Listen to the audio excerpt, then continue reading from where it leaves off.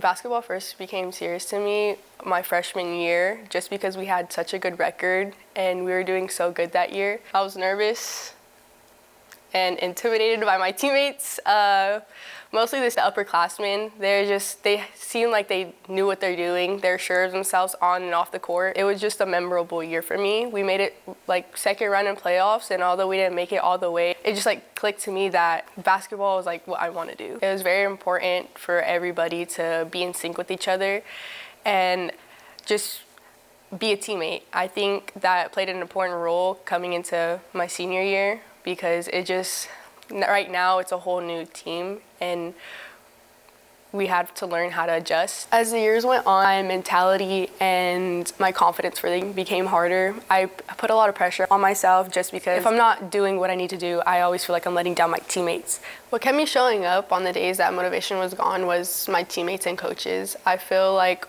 being there, being present, even if I'm not having a good day myself or I'm feeling sick, is very important. It shows resilience and that I care for like them in the game. The pressure did get heavy as I got closer to my 1,000 points, because I feel like it was like a thing in the back of my head where I was just like, I gotta score today, like I gotta do something today to get closer to my milestone. And I think that pressure kind of translated into the game, because whenever I wouldn't make a basket, it was just frustrating because I was just like, I need this just to get to where I need to be. And I think that was just not a good mindset for me to have, especially coming into league. I think my teammates definitely helped me. Their energy and their lightheartedness, I think it kind of rubbed off on me, and knowing that I don't have to take everything seriously, especially on the court. Going back to the moment where I scored my 1,000th point, whenever I scored it off a free throw. Probably like not the best way I would want to have scored it, but happens. It was a showcase at Redwood against Shafter. That was like a memorable moment,